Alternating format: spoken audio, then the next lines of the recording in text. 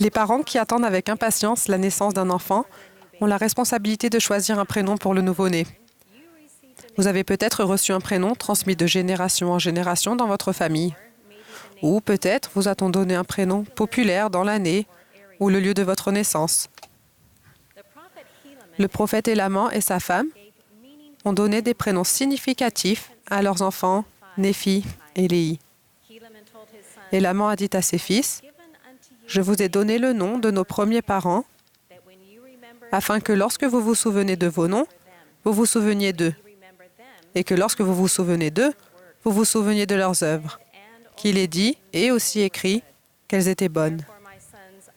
C'est pourquoi, mes fils, je voudrais que vous fassiez ce qui est bien. »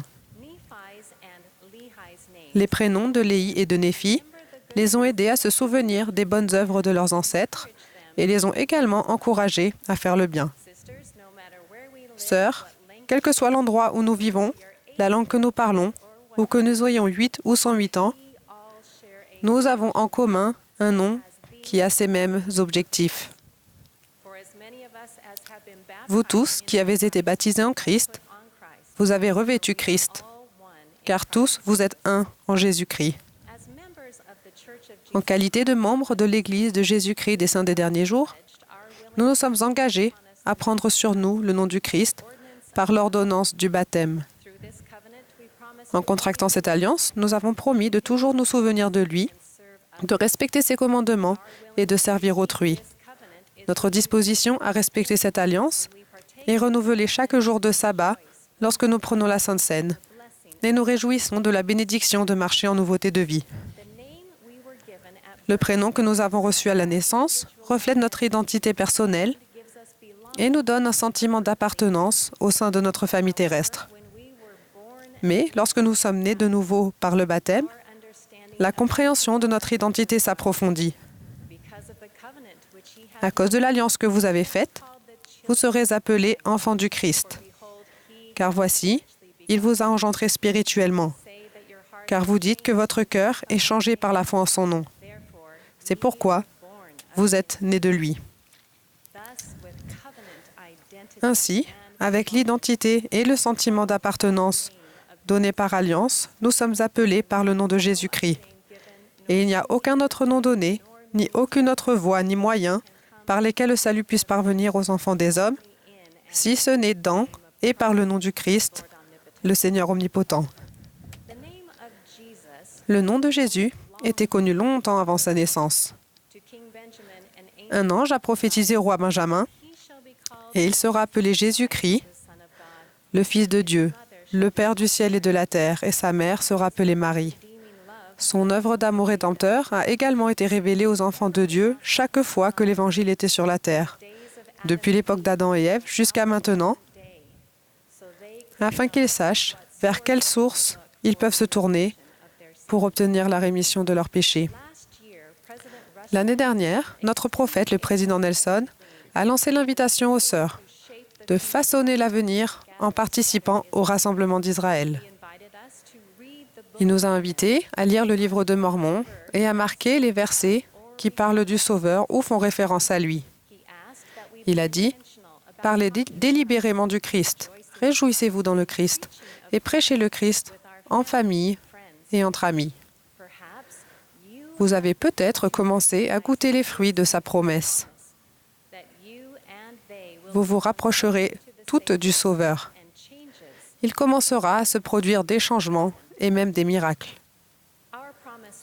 Lorsque nous promettons de toujours nous souvenir du Sauveur, cela nous donne la force de défendre la vérité et la justice, que ce soit dans une foule ou dans un lieu solitaire, là où personne, à part Dieu, ne sait ce que nous faisons.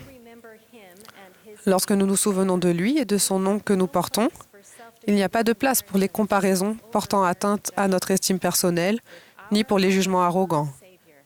Les yeux fixés sur le Sauveur, chacune d'entre nous se voit telle qu'elle est réellement, un précieux enfant de Dieu. Le souvenir de nos alliances apaise nos préoccupations matérielles, remplace le manque de confiance en soi par le courage et apporte l'espérance dans les périodes d'épreuve.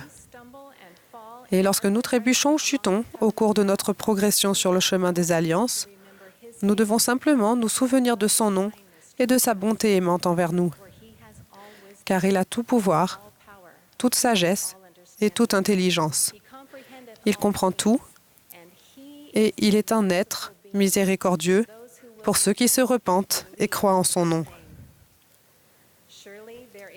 Certainement, il n'y a pas de nom plus doux que celui de Jésus pour tous ceux qui, le cœur brisé, l'esprit contrit, cherchent à faire mieux et être meilleurs.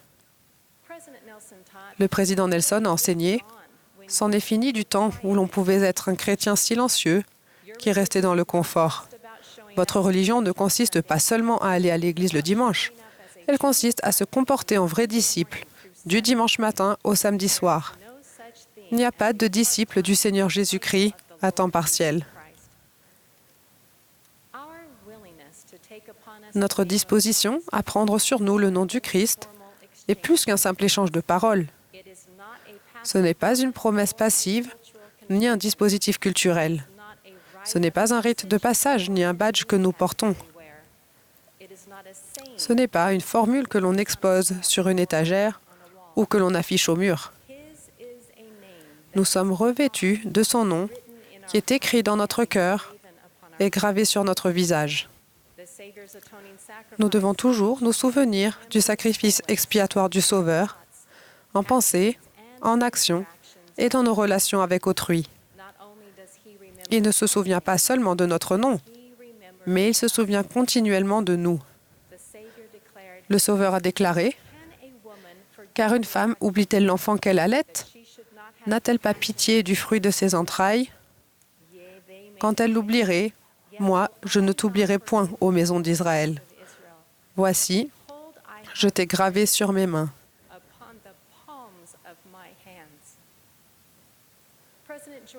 George Albert Smith a enseigné « Honorez le nom que vous portez, parce qu'un jour, vous aurez le droit sacré et le devoir de rendre compte à votre Père céleste de ce que vous avez fait de ce nom.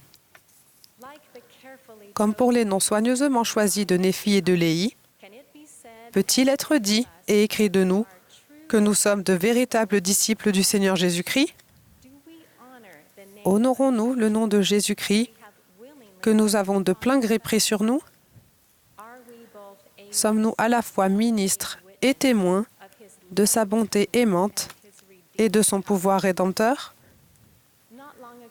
Récemment, j'écoutais la version audio du livre de Mormon.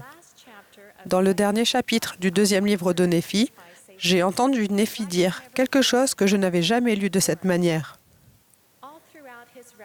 Tout au long de ses écrits, il enseigne et témoigne du Rédempteur, du Saint d'Israël, de l'agneau de Dieu et du Messie. Mais à la fin de son récit, je l'ai entendu dire les paroles suivantes. Je mets ma gloire dans la clarté. Je mets ma gloire dans la vérité. Je mets ma gloire en mon Jésus, car il a racheté mon âme de l'enfer. Lorsque j'ai entendu ces paroles, mon cœur s'est réjoui et j'ai dû réécouter plusieurs fois. J'ai reconnu ce verset et y ai réagi comme je l'aurais fait à mon prénom. Le Seigneur a dit, « Oui, béni est ce peuple qui est disposé à porter mon nom, car c'est de mon nom qu'il sera appelé, et il est à moi. » En qualité de membres de l'Église de Jésus-Christ des Saints des derniers jours, puissions-nous être heureuses de prendre sur nous le nom du Christ, en honorant son nom par notre amour, notre dévouement et nos bonnes œuvres. Je témoigne qu'il est l'agneau de Dieu, oui, le Fils du Père éternel. Au nom de Jésus-Christ, de son Saint-Enfant, Jésus-Christ. Amen.